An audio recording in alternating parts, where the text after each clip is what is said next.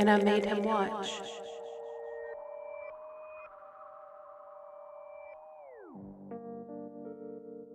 Hello and welcome to And I Made Him Watch, the podcast where normally my wife makes me watch weird movies. But we're doing a little different today. I, your co-host and filmmaker Troy Allen, picked the film. With me forever and always is your host and my wife, Dani Page. That's right. For our 10th episode, Troy picked the movie. It's still one I've seen, but he hadn't until recently. You actually surprised me with picking Killer Klowns from Outer Space. I was fully expecting you to pick some contemporary film from like World War II or some historical movie. And let it be known, I'm not the biggest fan of clowns. Like, they kind of creep me out, but I can handle some like outer space clowns. Yeah. Like Terrorizer, like Art the Clown, crazy. Yeah. Scares me. Yeah. But I know it's fake. Right. Yeah. A little bit of paranormal, but definitely scary. These clowns, not so much. More funny than anything. Oh, they're funny? I find them funny. Okay. But clowns are scary. Either way. Like normal clowns, like people who are clowns, like our universe, our reality clowns, I find creepy. Right. Yeah. I think that's kind of a general view of clowns. You know, most people just avoid clowns when they can. Yeah. You know who I blame? Who? John Wayne Gacy. Oh yes, most Yeah. definitely. Yeah. I blame him. You know, something that's like, Supposed to be innocent and enjoyable Yeah. for children. yeah, just out there murdering kids. Murdering, You know? murdering little boys, yes, and young men. Yeah. Yep. So Killer Klowns from Outer Space is a pretty popular pick in the B-horror scene. It's a movie where these extraterrestrial circus rejects that happen to look like clowns come to Earth looking for a good time and a bite to eat. I gave it a 7.5 out of 10 because it's a pretty good movie. Yeah. To be honest, I think the only reason I picked this film was because A, I'd never seen it before, and two, when you Google like the 1,000 best B horror films, like this is pretty close to the top. Oh, yeah. So you know, I had always wanted to see it, but just had never took the time or had the opportunity. So, but I'm kind of glad This is a great time to do it. I'm kind of glad that we did. Yeah. The film was a project from the Chiodo brothers, consisting of Stephen, Charles, and Edward Chiodo. The movie was written by Charles and Stephen, and then directed by Stephen, and then produced by all three. Born into the vibrant hustle of the Bronx, New York, on March 2nd, 1954, Stephen Chiodo carved out a niche for himself as an expert in clay modeling, creature creation, and meticulous art of stop-motion animation. His journey through the realms of particular and fantastical has left a significant mark on cinema and television. Stephen's magnum opus, Killer Klowns from Outer Space, showcased his innate ability to blend horror with humor, breathing life into the film's iconic zany killer clown puppets. His talent further shone in Pee-wee's Big Adventure, where he crafted the unforgettable claymation sequence for the Large Marge scene, marrying whimsy with a touch of macabre. Stephen's expertise in stop-motion animation enriches the North Pole scene in Elf, Wow. adding a layer of charm, nostalgia, to the modern Christmas classic. His foray into television through The Simpsons brought several memorable clay animation segments to the screen, cleverly parodying pop culture staples. Moreover, Alien Xmas stands as a testament to his storytelling prowess, co-writing the book that later evolved into a heartwarming stop-motion film on Netflix, further cementing his legacy in the annals of animation and special effects. And then emerging from the creative breed ground of the Bronx, New York again, on May 24th, 1952, Charles Chiodo shares an infectious passion for the magical world of special effects with his brothers. His particular genius shines in the area of creature design and animatronics. captivating audiences with creations that oscillate between the endearing and terrifying. Charles' imaginative vision came to life in the Critters franchise. Have you ever seen Critters? No. No. Okay. Okay. I do know that that's like one of Leonardo DiCaprio's earliest film roles. Yeah. It was I think it was maybe Critters 2. Yeah, I don't think it was the first one. Yeah. We'll have to watch Critters because that terrified me as a child. That one was that's one of the movies I remember actually being afraid of. Huh. So, where was I? Charles' imaginative vision came to life in the Critters franchise, where his supervision and design of these titular creatures added a layer of mischievous terror to the sci-fi horror series. He worked on Ernest Scared Stupid. You love the Ernest movies. Mm-hmm. And fused the family-friendly horror comedy with a unique charm thanks to his innovative creature effect design. Charles' involvement in Team America World Police brought a distinctive flair to the film's puppetry and effects, contributing to its sharp satire and visual spectacle. Through his craft, Charles Chiodo has continually pushed the boundaries of practical effects, ensuring that his creations leave a lasting impression on the hearts and minds of the audience. And last but not least, the youngest of the Chiodo siblings, Edward, was born August 25th, 1960, and grew into his role as a maestro of clay modeling, creature creation, and stop-motion animation with a finesse that complements the collective genius of his brothers. His contribution to Killer Klowns from Outer Space, alongside Stephen and Charles, brought a distinctive flavor of eccentricity. Is that right? Eccentricity. And fear to the cult classic, with the Killer Clowns becoming icons of horror comedy. Edward's meticulous craftsmanship is evident in the detailed mouse diagrams of Dinner for Schmucks, where I know what these. You know what I'm talking. Have you ever seen that? You've never seen Dinner at Schmucks? No.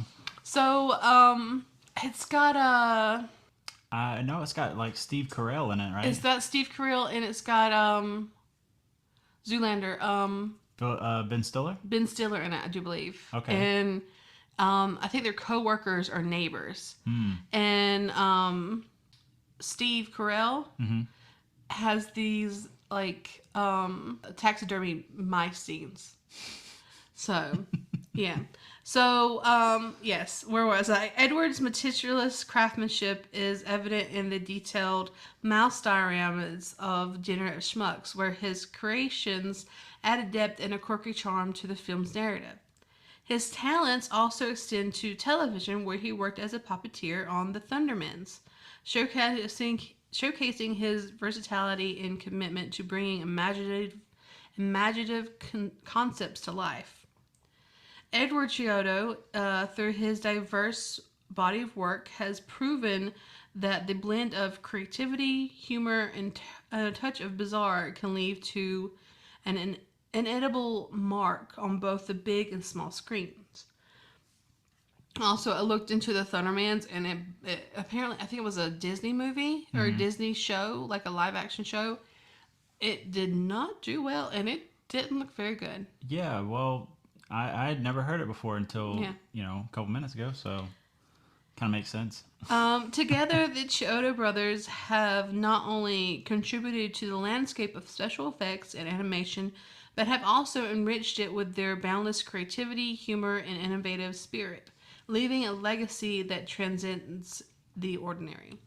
I also want to take this moment and let you know that the emo band Chiodos, it's a nod to these brothers. Interesting. Yeah, their band actually started out as the Chiodo Bros, and then it just shortened to Chiodos. Okay, because I always thought it was pronounced Kyotos. Chiodos. Okay. It could be Kyotos. Well, I have dyslexia. You have to remember that. True.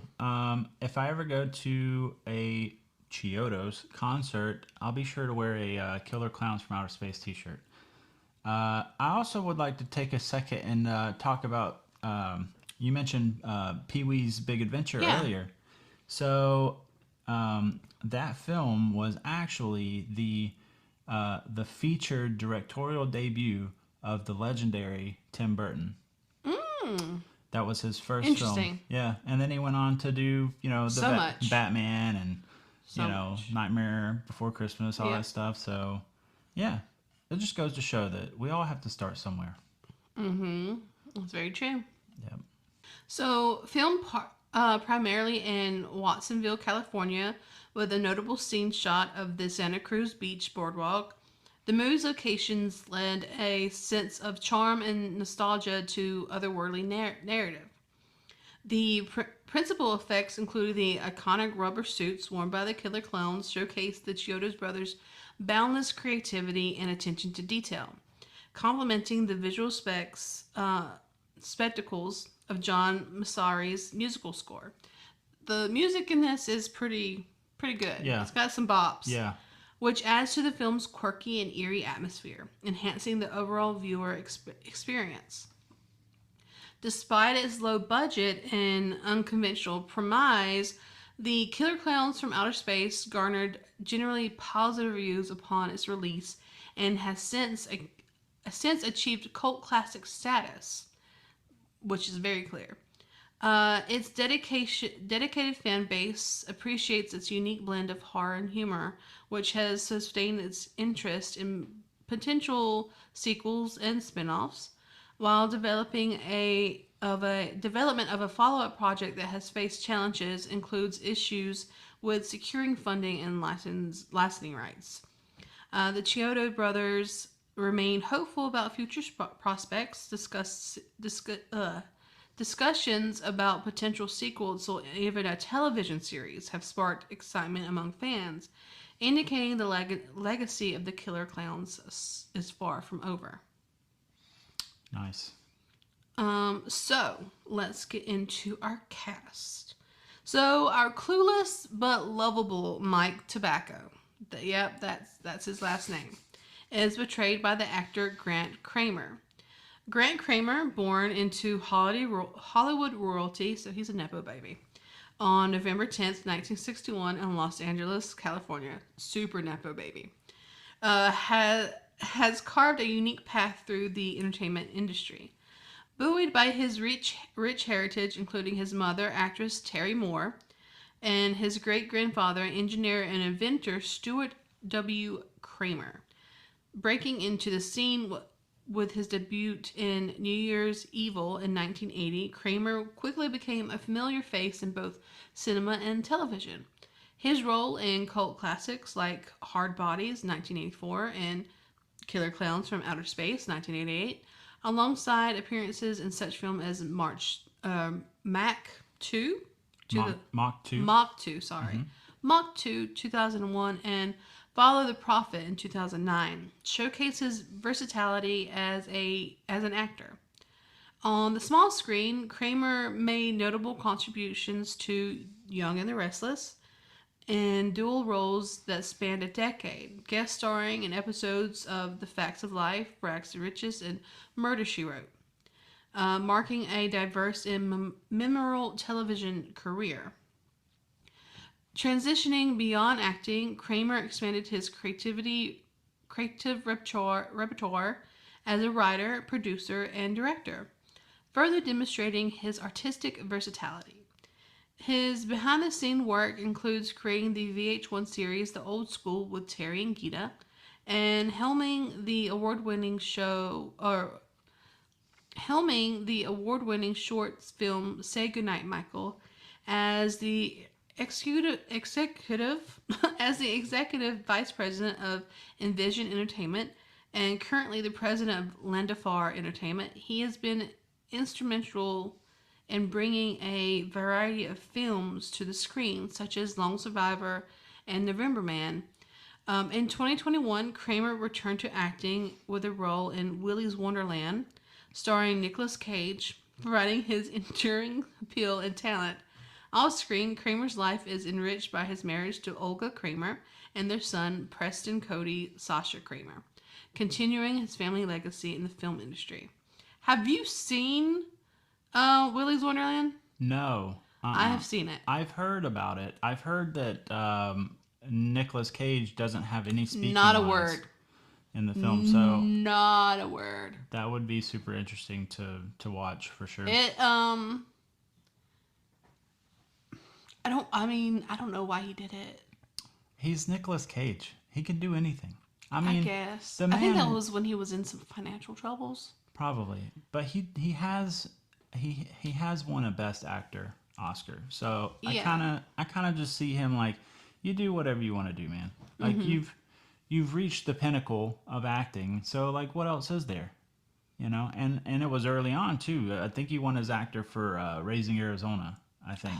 Good movie. So like, you know, just do what you want to do, man. You know. Also, it was very surprising to hear that that Mr. Kramer was involved in Lone Survivor, which was a very gut wrenching film about Marcus Luttrell and all that stuff. But I think it was directed by Peter Berg. But yeah, that was interesting to learn about for sure. The damsel, Debbie, is played by actress Suzanne Snyder. Suzanne Snyder was born October 22nd, 1962, in Park Ridge, Illinois. Embarked on an acting career that would span both the silver screen and television, leaving an inedible mark with her versatility and charm. Raised in Wilmette, I think, Wilmette. Illinois, and produced and product of North Shore County Day School. Snyder took her first steps into acting while studying at Northwestern University. Her film debut came with a role in the 1983 movie Class, setting the stage for a series of memorable performances. She captured audiences' hearts in Deb and John Hughes' quintessential 80s film Weird Science in 1985, and ventured into cult classic territory with her portrayal of Debbie Stone in Killer Klowns from Outer Space in 1988. And as Brenda in Return of the Living Dead Part 2 in 1988. Snyder's filmography also includes gems like The Last Starfighter and Fools Rush In. Snyder's television career was equally rich, with a guest appearance on iconic shows such as Seinfeld, where she played two different roles, Aubrey and Eva, across 2 episodes. Her versatility shone through in appearances on Chips, Family Ties, Silver Spoons, and Jake and the Fat Man, accumulating her final TV role in 1996 episode of Homicide: Life on the Street. Beyond the camera, Suzanne also showcased her talent on stage in Los Angeles production of The Perfect People of Pepper Street. The Perfect People of Pepper Street. Say that 10 times fast. Known as a teen magazine cover girl, her final film role was Dancing on a Dry Salt Lake in 2010, marking the end of a diverse and impactful career. Suzanne Snyder's legacy in entertainment, marked by her engaging performances and memorable roles, continues to captivate and charms audience worldwide. Interesting. Honestly, what's funny is I had Seinfeld on the mind earlier when we were talking about Mr. Kramer. Mm-hmm. You know, Kramer from Seinfeld. Yeah. And, but yeah, that's funny. I don't really know very much of Miss Snyder's work. I mean, I feel like I remember hearing about Fools Rush In, but that was kind of a rom-com in the 90s, I think. So, Well, I know about Chips and I know about Family Ties. Right. I've never heard of Silver Spoons or Jake and the Fat Man. And then I was surprised when I was doing this to see that she was actually in The Living Dead Part 2, right. which I haven't seen in a very, very long time. Yeah. So yeah, she had a decent career up until 2010. So the heroic cop Dave Handsome, that's also not handsome but handsome. Like Hanson, the band, but with an M. Yeah. Kind of. Handsome. Yeah. Anyways. It's played by American actor John Allen Nelson. What a name. John Allen Nelson, born August 28, 1959, in San Antonio, Texas, has woven a rich tapestry of roles across both television and film, showcasing his versatility and depth as an actor. After attending North Shore County Day School, Nelson honed his craft at Northwestern University. Setting the stage for a vibrant acting career, his early role as Warren Lockridge in Santa Barbara from 1984 to 1986 introduced him to audience, but it was his portrayal of John D. Court on the iconic series Baywatch that solidified his status in Hollywood. Nelson's character, a lifeguard battling retinitis pigmentosa, Retinitis pigmentosa. yeah, left his lasting impression on fans. His career continued to flourish with roles in Sheena, Queen of the Jungle, 24, where he played Walt Cummings, and Vanish in 2006 as Senator Jeffrey Collins. Nelson also made a memorable appearance on Friends as Paul, Monica Geller's boyfriend, in the show's first episode. Wow. And his most recent role in Crazy Ex-Girlfriend 2017 highlights his enduring presence in the industry. Beyond television, Nelson's filmography is quite impressive. The standout roles in Killer Klowns from Outer Space, Hunk in 1987, where he played a nerd transforming into a golden tan muscular hunk by the devil. I think I might have seen Hunk. That sounds familiar to me. Yeah, I don't think I've ever seen it or heard of it for that matter. So. His work in film like Deathstalker and The Warriors of Hell and Taking Liberty showcases range and ability to dive into diverse characters. Nelson's talents extended beyond acting into writing and producing, as evidenced by his contributions to the screenplay of Best of the Best 2 in 1993, American Yakuza, as well as co-writing and co-starring in Criminal Passion in 1994, alongside Joan Severance, and Anthony Dennison. Married to Justine Iyer since September 23, 2007, Nelson's enduring career in entertainment continues to captivate and impress, underscoring his remarkable talent and dedication to his craft. Yeah, I think we're going to have to watch Hunk. Yeah? That sounds weird. I like it. But I don't know if it's scary enough. So some honorable mentions for our cast. John Vernon is Curtis Mooney, which is your favorite character from this movie. Michael Estegall as Rich Terzini, and then Peter Lascasi.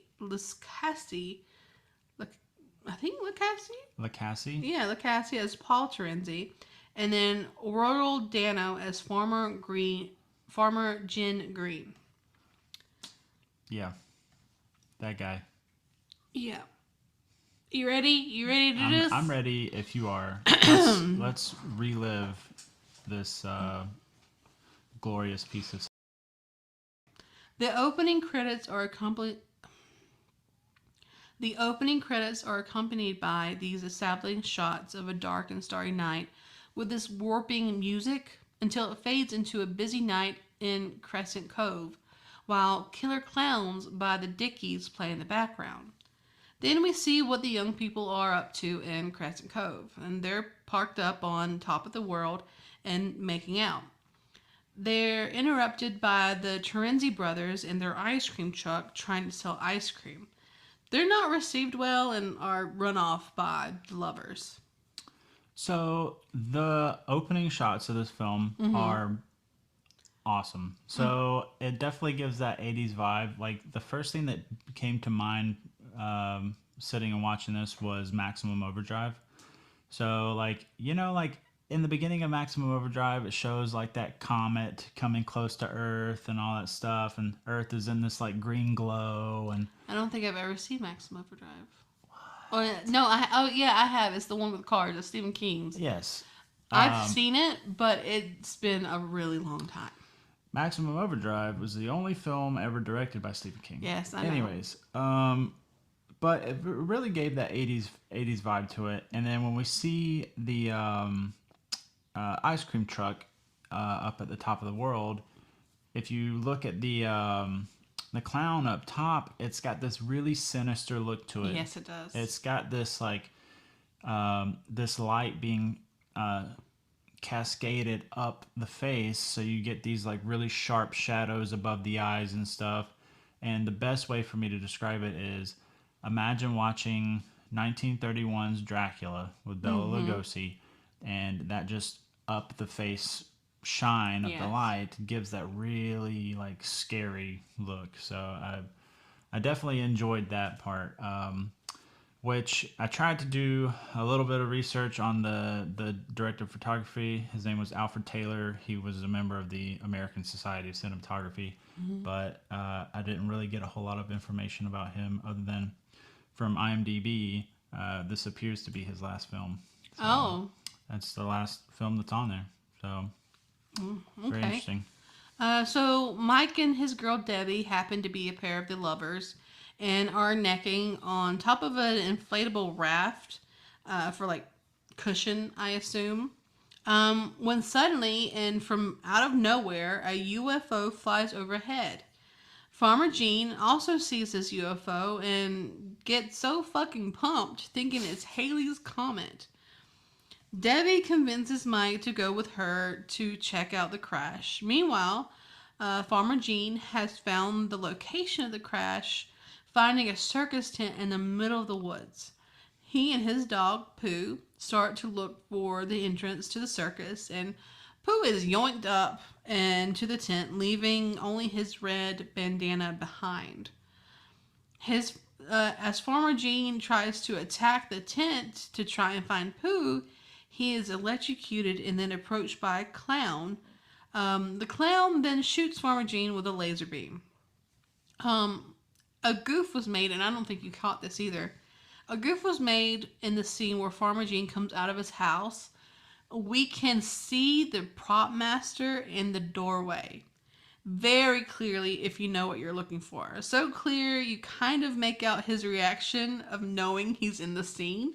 And I'm pretty sure this could be Mark Borofsky, from what I could find out about the crew. He literally looks like...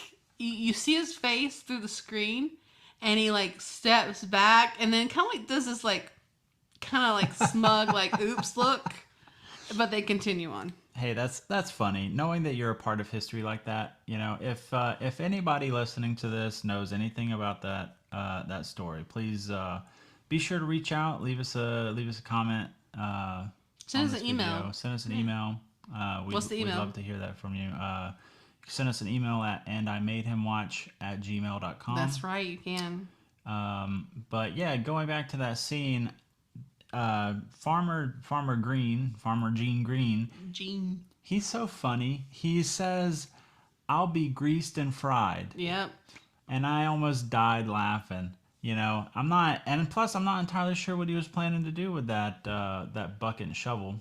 You know, but I really don't know. Like, dig up pieces of the comet? I don't know. Could be that he was expecting to have to murder somebody and to have to dispose of the corpse. He came strapped, huh? Yeah. But going back to that first shot of Mike and Debbie laying in the inflatable, when the UFO comes over, and it's like a top-down view of them laying in it, and you see this like yellow spotlight go across, you know. I thought that was really well done, because it really gives you that feeling of like, you know, something extraterrestrial, you know, UFOs. Like if you've ever seen like, you know, Encounters of the Third Kind, it's that same sort of feeling, you know. You got I forgot the actor's name now. Was in Oh, it though, right? you know I'm horrible with names, so. He was in. I think he was in Jaws.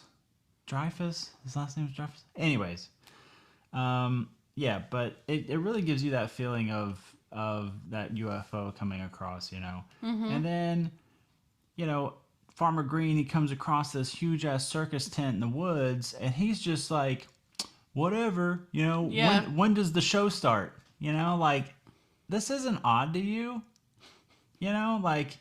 And then the dog, like, why has he got to be the first victim? I don't know. You know, I don't think Poor that was Pooh. very fair.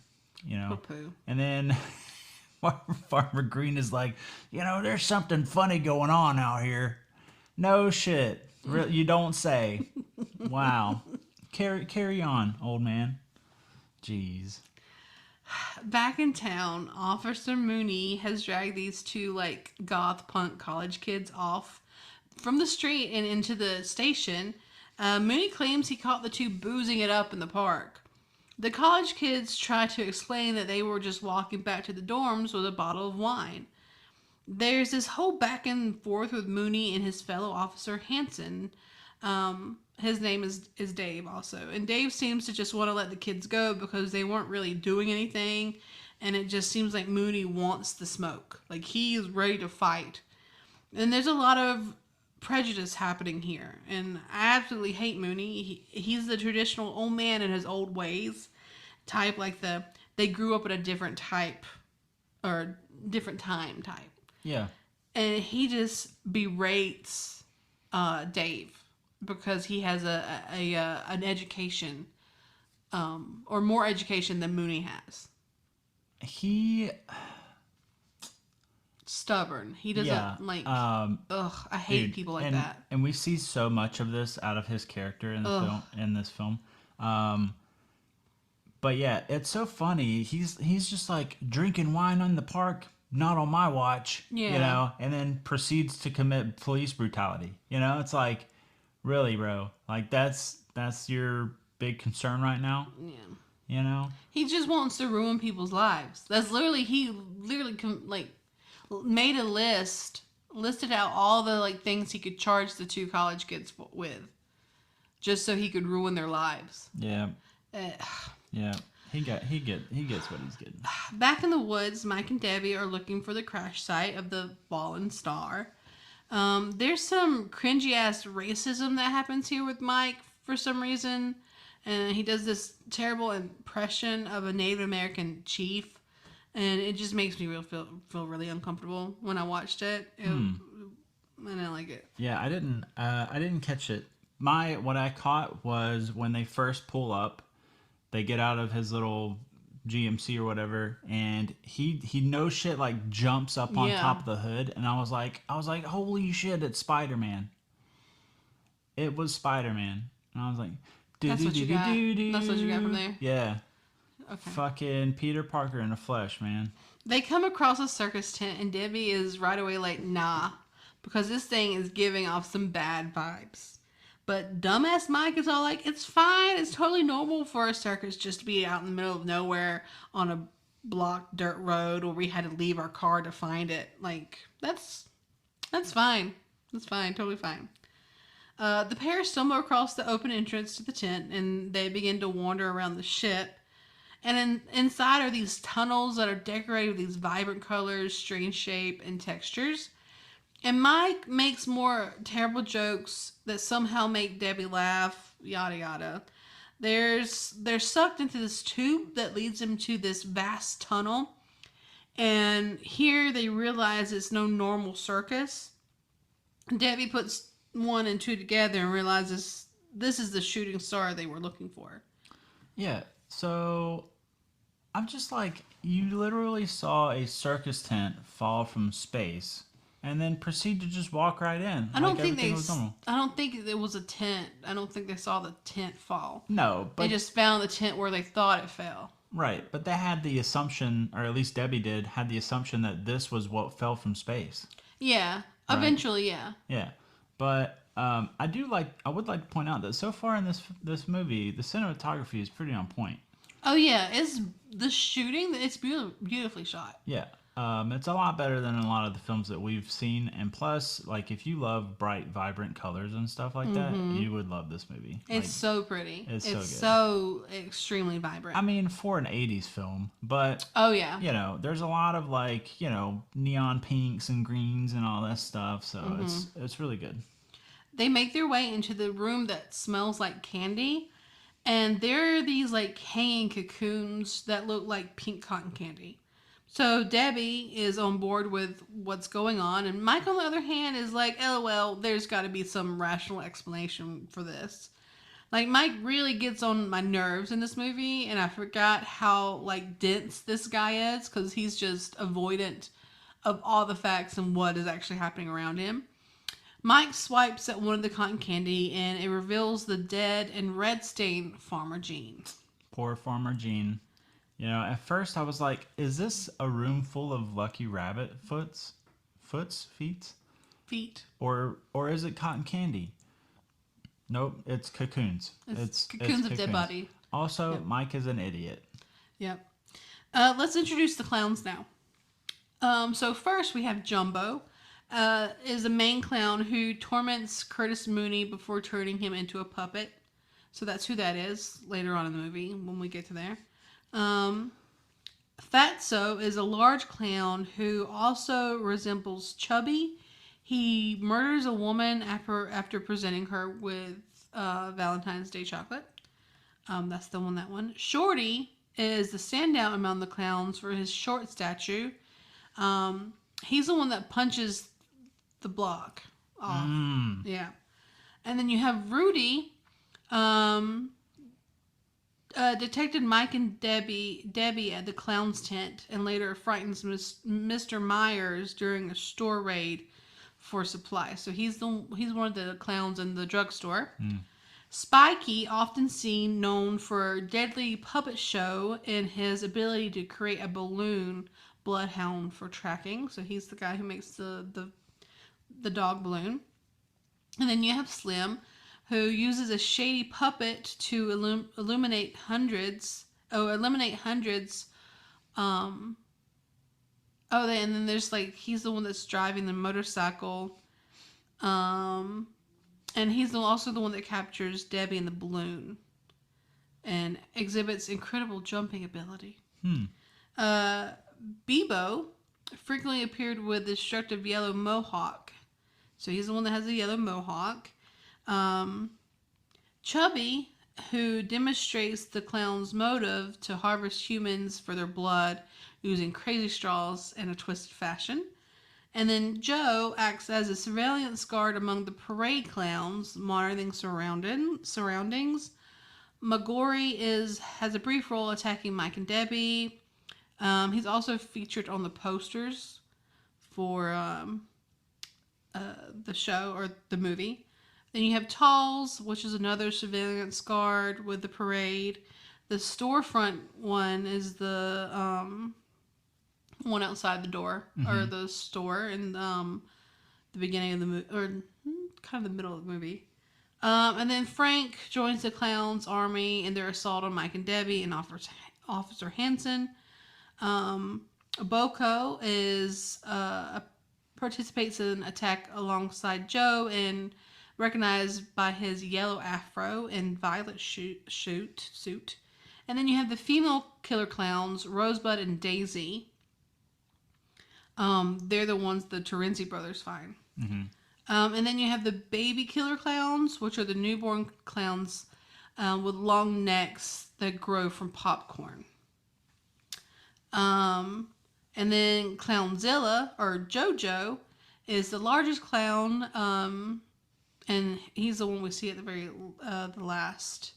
And then Baldo is Boko's brother, and he's also in the parade scene. So there's roughly 18 different clowns.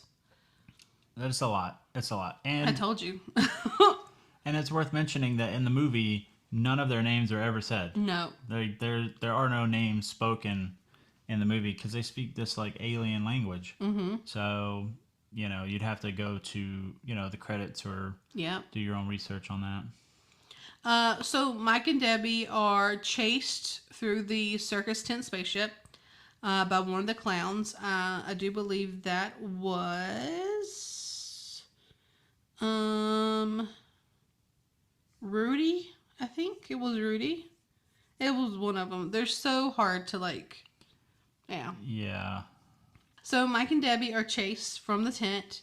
So Jumbo is Jumbo. It's chased from this tent. I think it's Jumbo, who was firing a popcorn gun at them. And that dude was funky looking. He's a funky looking dude. The duo make it out of the ship and run for it. The clowns then create a balloon animal dog, which we mentioned just then, and to chase down the pair. The couple make it out and rush back to Crescent Cove. The killer clowns then start to follow them into the town. Mike and Debbie rush to the police station and they tell Officer Hanson everything that happened. And it turns out that Hanson and Debbie have had a past relationship. So we see a lot of tension between Mike and Dave when they're together. Mooney overhears Debbie and Mike and Hanson's conversation about the clowns, and he pretty much berates her story and isn't willing to listen at all. And Dave agrees to go back and check on the circus tent. You know, after everything that Mooney says or does, I'm able to find solace in the fact that he gets what's coming to him. He is like the Cersei of this movie, you know. He's literally Cersei. Like, granted, he's not like evil. He doesn't like torture people and stuff like that. But yeah, he's a fucking asshole. Fuck him. You know, fuck that dude. He's out there to make lives harder than make them easier. Yeah. Is his thing. Also, the that balloon dog. You want to talk about the balloon dog? I died laughing. I thought that was so funny. I mean, they're clowns, right? So like it makes sense that they would make, you know, a balloon bloodhound to track down these fucking kids. Like, it's pretty funny. I would have loved to see more balloon animals. Yeah. And stuff, and that would have been a really good idea, I think, to use. Yeah. As a power of the clowns. Like, had they made like a giant like balloon T-Rex or something to like terrorize the town or some shit. That would have been so cool. Yeah. Yeah. So the clowns have begun to set up traps, around town. One outside the drugstore pretending to be an automatron.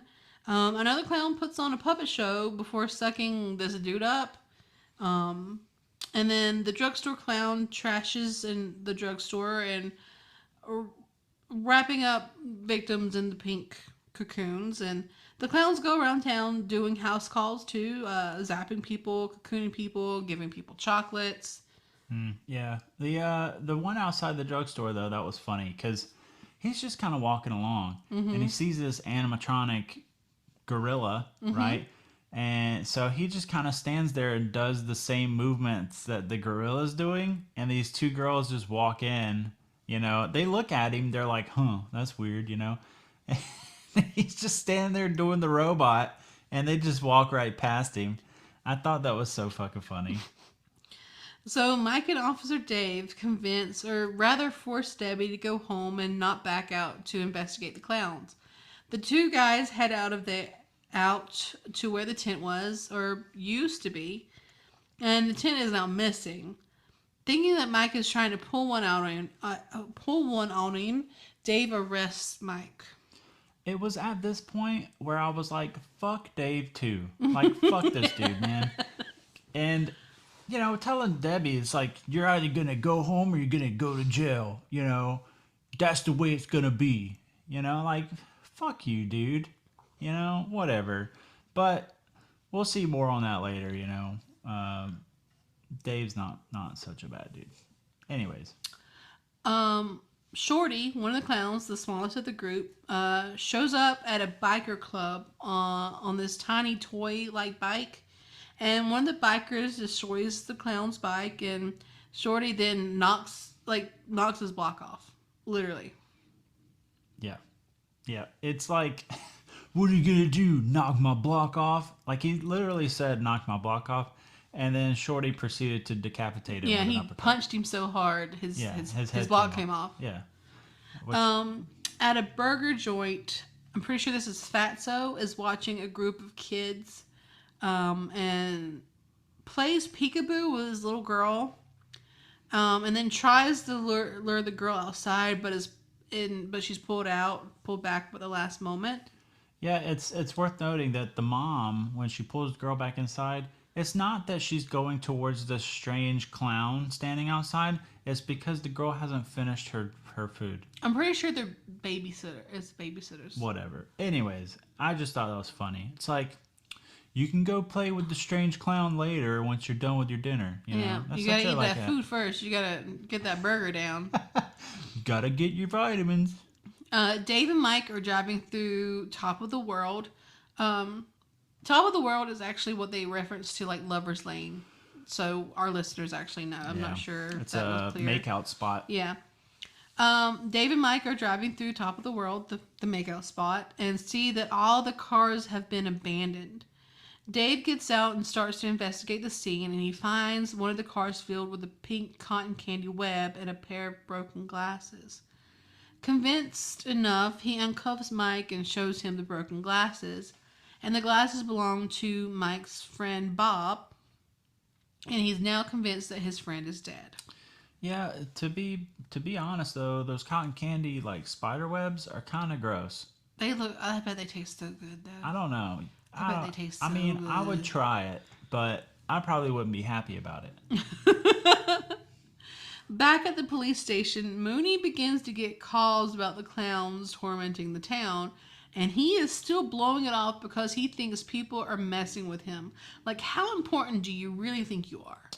I mean, he was drinking on the job. Like, he had poured himself, a stiff one, a couple fingers worth, and like, he's just sitting there letting these fucking phones ring.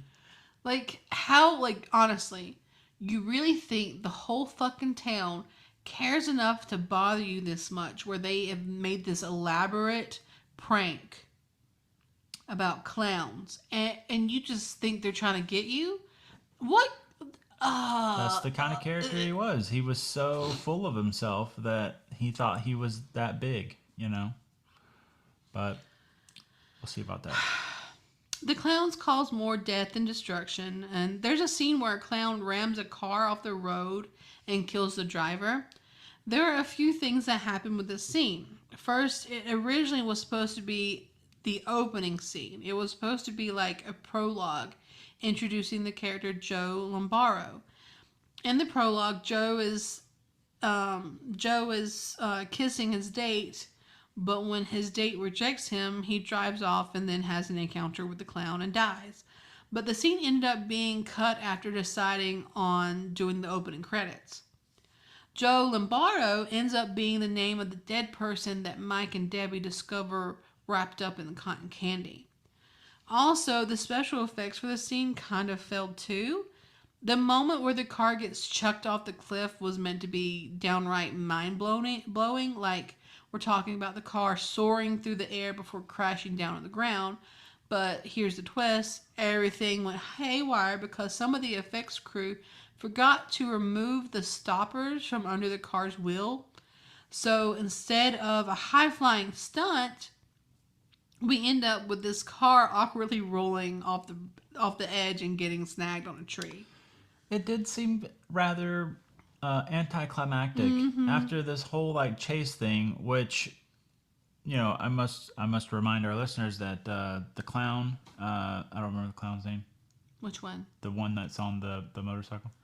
So the motorcycle that this clown is riding isn't real. Like, he's just kind of like hovering over the ground, and like the headlights are on the bottom of his feet. He's got his like feet kicked up. So it was very clever, like very creative the way that they did this. And it was like, you've got these like this car, and then there's like this rotoscoped sort of fake clown motorcycle looking guy. And you know, it's a bunch of forced projection and stuff like that. So I thought it was really clever how they did it. There's so many clowns. Okay, so that was Slim who did the motorcycle thing. Okay. There's so many clowns and so many names to like remember. At Debbie's, the popcorn from the popcorn gun starts to come to life in her bathroom floor as she prepares to take a shower. A clown has also, I think Fatso has also left popcorn at the Big Top Burger, the burger place we talked about earlier, in the dumpster, where the dumpster then eats one of the workers who come and dump trash out. Mike and Dave are having a pissing contest over Debbie still at this point. Another clown appears by a group of people waiting for the bus and begins a puppet shadow show. Puppet shadow show. Mike and Dave watch as the clown begins to attack the group with a T-Rex shadow puppet. So the when Debbie's taking off her clothes and stuff, she gets in the fucking shower, and the fucking popcorn starts moving. I was like, no fucking way, dude. The popcorn's fucking alive. Yeah. That is so gross. And then the way that they did the shadow puppets and stuff, I thought, like, dude, this movie is ahead of its time. Oh yeah. Like, that's why it's so good and so popular. Bro. Bravo, you know. Bravo. So, after witnessing the T-Rex shadow puppet incident, Dave calls Mooney and starts to report the clowns himself. Mooney doesn't believe him and tells Dave to go fuck himself. Mike and Dave split up. Mike goes to look to find the Terenzi brothers, and Dave goes back to the police station to radio the state police to get some help. Mike convinces the brothers to take him over to Debbie's place, but only with the promise of Debbie's hot roommates. Yep. Good old Paul and Rich. They just, They the best. They're some horny fuckers. That's all I can say. Okay, the clowns finally arrive at the police station where Mooney is waiting. Jumbo begins playing with Mooney. The old water spraying flower, the old slip out of the handcuffs. You know, the classics. Mooney puts Jumbo into a cell and then he hits the clown in the back of the head. That was a mistake. Jumbo stretches his arms out and grabs Mooney and pulls him into the bars, knocking him out. So, first off, let me say, the whole slipping out of the cuffs thing, no. He did not just slip out of the damn cuffs. His hands came off. And I was like, bruh, that is fucking cool as shit. I was like, Mooney thought he had him, you know, and then bam, hands come off. And then furthermore, after Mooney hits him in the back of the head, he closes the door to the cell, and Jumbo pulls out one of those, like, you know, the like New Year's blower things, like the, you know, but it's got a hand on the end of it. So he blows it and it grabs Mooney around the neck, and that's what knocks him out against the thing. So I like what happened to him. I'm excited to discuss the rest of it. Dave arrives and follows these ridiculous giant red footprints. They're clown footprints to the cell, where he finds more ridiculous footprints all over the place. Like on the walls, the ceilings, the cells, like all directions too. The cells are empty, but for cotton candy cocooned college kids from earlier. So the innocent college kids are dead. Dave then comes face to face with Jumbo, who was using Mooney's body as a dummy to communicate with him. I died. I thought that was so fucking funny. I was like, at least Mooney finally got his, you know. Having a clown's hand shoved up your ass and your mouth moved like a puppet. Like that, to me, that was like, good for you. I'm Team Jumbo at this point. You know? Team Jumbo. After a few failed shots into the clown, Dave then shoots Jumbo in its big red nose, which makes it explode. Dave is able to get a hold of the state police and reports the clowns, and then he heads over to Debbie's. Mike and the bros are riding around town when they come across a parade of clowns in the street. They have this hilariously large street sweeper, which they use to collect the cocoons of the bodies. The cocoons of bodies. Yeah. So is Mike and the Terenzi brothers, are they the original Dirty Mike and the boys? Running around having soup kitchens in people's cars? I don't know. You heard it here first, folks. We found the OG Dirty Mike and the boys. Anyways, I thought it was very interesting how they, it's a very simple, like, oh yeah, you take out the nose, you take out the clown. Yeah, take out the nose, take out the clown. Yeah, and then, oops, they failed to tell anybody that there's a whole ass clown parade. Yep, going on. Streamers and everything. Yeah. At Debbie's place, she's attacked by the popcorn or the newborn clowns that have now evolved into clown-headed worms, is how I describe them. The clowns have also found Debbie and are terrorizing her a little bit, but they don't kill her, but place her inside this giant balloon. Mike and the bros arrive just in time to see the clowns attach the Debbie balloon to its car and zoom away. We then have this 3-car chase scene. The clown car being chased by Mike and the bros, and then Dave chasing them. Dave crashes into the ice cream truck and then joins, all 4 of them are in the ice cream truck now. So that's Dave, Mike, and then the 2 bros. Dave figures that the clowns are hiding out at the amusement park.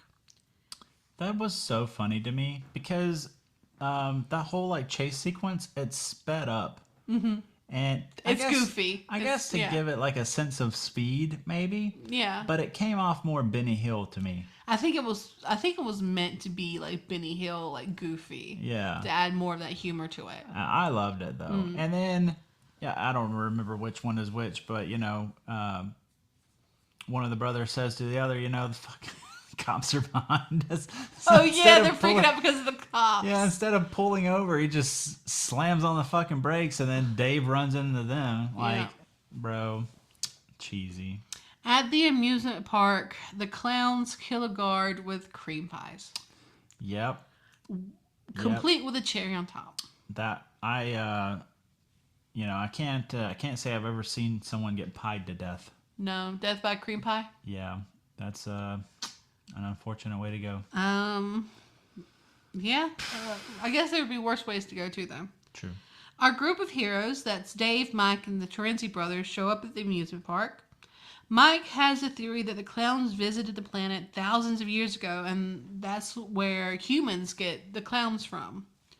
So the place is booby-trapped, the tent, and the Terenzi brothers get separated from Dave and Mike, and they fall into a ball pit where they are met by 2 female clowns. That's Rosebud and Daisy. Yeah, so I was like, at least the Terenzi brothers finally got some girls with big boobs. That's all they really wanted. They were clowns. Yeah. But, beggars can't be choosers. Now with Debbie rescued, they begin to fight their way out of the circus tent. Meanwhile, Dave and Mike find the cotton candy room again and start looking for Debbie. They witness one of the clowns feeding, that's Fatso, on one of the cotton candy cocoons via Crazy Straw. Then they suddenly find Debbie still trapped in the balloon. They're in this room with the cotton candy cocoons, right? And they're just wandering around. They witness Fatso drink from the Crazy Straw, and then they turn around oh, there's the balloon that Debbie's in. Yeah, and this is the same room from earlier when Debbie and Mike first find it. And when I saw this Crazy Straw, I was like, bro, I've got to get me some fucking Crazy Straws. I want a crazy, Crazy Straws are so cool. This was the craziest of the straws. I would want, if they sold a Killer Crown Killer clown, crazy straw. I'd want that. That's the name of our new drink. We've got some Killer Crown. So like it's Crown Royal, and you got some, I don't know, some Cotton other candy shit, or some something. cotton candy and stuff, and then you drink it with a crazy straw. Bada bing, bada boom. That's trademarked here now. Okay. Anyways, copyright. Now with Debbie rescued, they begin to fight their way out of the circus tent. The spaceship circus tent turns into this living funhouse. There's like balloons, fog, moving walls, and doorways.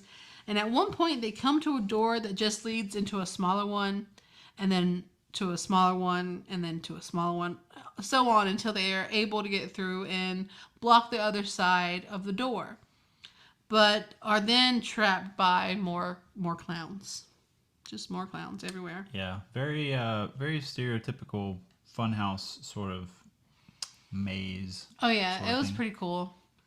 They are rescued by the Terenzi Bros, who crash through the wall in their ice cream truck. And they're also covered in these large red lip prints, by the way. I don't know how they got out of the grasp of the female clowns outside of the tent to get their ice cream truck, and then like the ice cream truck into the spaceship. I tent. want to know what happened to the female clowns, because I don't think we ever see them again. No, I don't know what happened. I think, and this is just me, but I think they killed them with their penises, like murdered them. Are you happy with that sentence you Yes, just said? yes, Okay. that was me. They use the sound system of the ice cream truck to portray that they are a large clown head on top of the truck that commands the clowns to let them go. And it works, kind of. Before they can get the truck moving again, Clownzilla descends and begins to chase the group. Charles Chiodo actually plays the Clownzilla, just so you know. Like, he's Nice. one of the brothers in there, Nice. or the puppet. Clownzilla attacks the ice cream truck with the bros still in it, and they crash and burn. So Dave does the heroic thing and sacrifices himself to the large clown so Debbie and Mike can escape. The tent starts to pack it up as the couple escapes and Dave is captured by the large clown. Also, the cops are finally showing up at this point too. Debbie and Mike and the cops watch as the tent turns into a spaceship and begins to take off. Just as the ship lifts up, Dave stabs the giant clown, or Clownzilla, in the nose, and it explodes, causing the ship to blow up. The tiny clown car then falls from the sky, revealing that Dave and the bros have survived.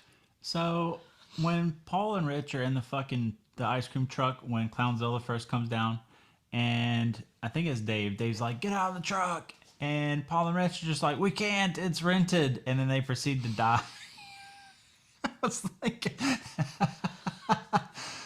bro, fuck the damn truck. Just get the fuck out. It's such a teenager thing to do too. Like, It you're is. so worried about the material item Yeah, that you're responsible for yeah. versus your own life, because they're Oh, worried. You jeez. know what's going to happen if the truck gets destroyed.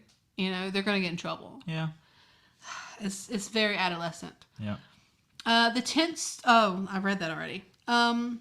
The tale ends as Debbie looks up and watches bits and pieces of popcorn fall from the sky.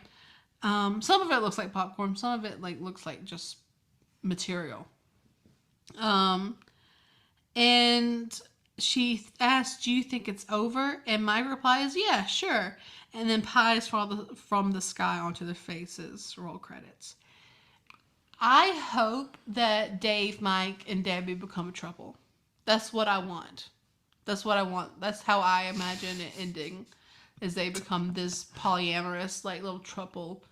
Because Anything's possible. yeah, because Mike and Dave hug each other really hard too at the end, Yeah. and Dave, and they all three hug to each other. Yeah. So pretty sure That's a trouble. I just want to make a point that earlier on in the film, I said fuck Dave too, and that just goes to show that by the end, Dave essentially saved the day, Yeah. and that he had this such a great redemption arc in this film. Like, Mm-hmm. honestly, like that was really good writing. And then, like you were saying, pieces of popcorn and stuff falling from the sky. It kind of looked like glitter to me. Oh yeah, it was Like big glittery. glitter. Kind of like what's the stuff you'd see falling from the sky? Like parties or parades or whatever. Confetti? Confetti. You forgot the word for I confetti. did forget the word I for can't confetti. judge you. I can't judge you for that. Killer Klowns is one of the most popular movies within the B-horror galaxy. And as you witnessed a few weekends ago when we went to the comic book place, there was a ton of Killer Klowns stuff there. I was pretty surprised myself as of how much they had. I mean, compared to all the Star Wars, DC, Marvel, Star Trek, it was very little, but still more than the average B-horror stuff. They had t-shirts, plushies, action figures, and there was a prop replica, and they even had a mask, all for Killer Klowns. Yeah, this was Blast from the Past comic books in Yes. Burbank, California yes. on Magnolia Boulevard. Very awesome place. They've got tons of stuff. Like anything you can think of pop culture wise, they've got it. They've got t-shirts, Star Wars. There was a whole wall dedicated to like Star Wars figurines. Mm-hmm. So if you're ever in Burbank, California, I highly suggest you check them out. Yeah. And then maybe walk across the street and check out Mystic Museum. Yes, the Mystic Museum. We just checked out that a couple weekends ago. Probably saw a TikTok about it. Yeah, probably saw a Or a TikTok YouTube about short. it. Or a YouTube short. It was a really good time. Really good time. So it's no brainer that Killer Klowns from Outer Space really shook things up in the movie world with this wild mix of laughs, scares, and straight up weirdness.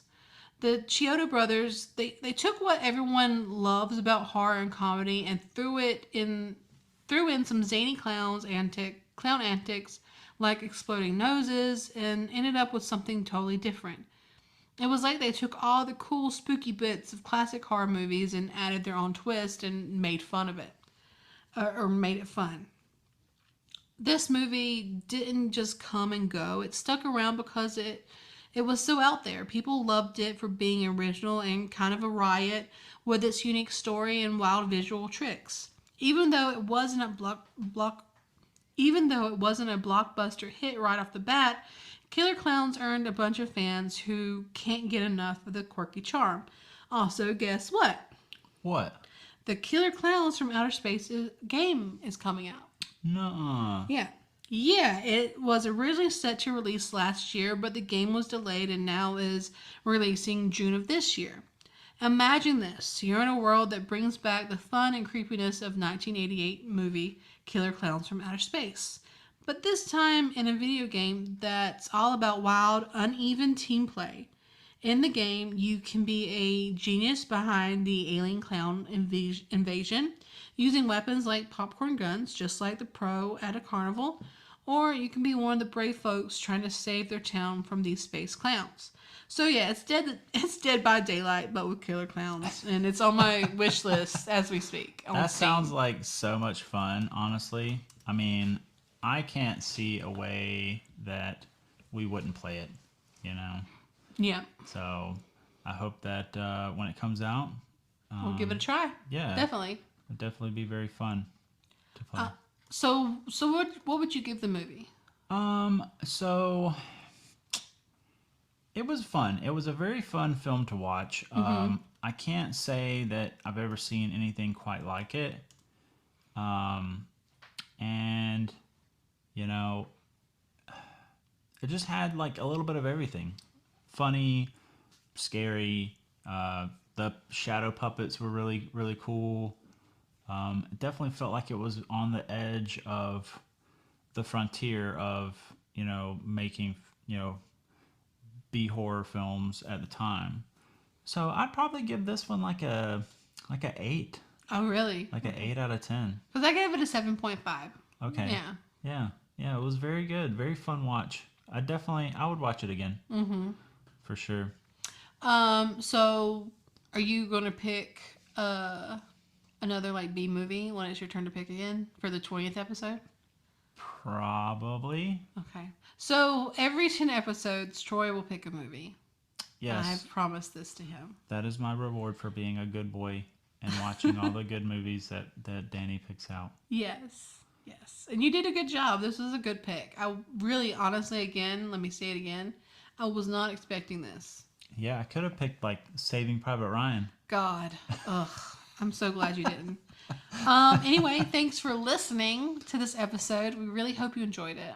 Yes. Thank you so much for listening. We couldn't do this without your support. We thank all of you for listening. You can also find this episode on YouTube, Castbox, Apple Podcasts, Google Podcasts, anywhere you get your podcasts. You can find us at www.andimadehimwatch.com. We're on Twitter, Facebook, Instagram, Threads, TikTok, YouTube. You say YouTube? I did say YouTube. Okay. So please check us out. Make sure to leave a follow and give us a rating. If you like what you heard today, give us a 5-star rating. And as always, stay spooky, and we'll catch you on the next one. Bye! Thanks for joining us on this wacky ride through killer clowns from outer space. I'm Troy Allen, and alongside Danny Page, we unravel the mysteries of horror one B movie at a time. Special thanks to Danny for her meticulous research and to me for the technical production. Our kooky soundtrack, courtesy of Tory Wolf and Epidemic Sound, sets the tone. Stick around for our next adventure, where Danny flips the script and makes me watch Atomic Brain from 1963. Get ready for more laughs and thrills. Until then, keep your popcorn bowls ready, and as always, stay spooky.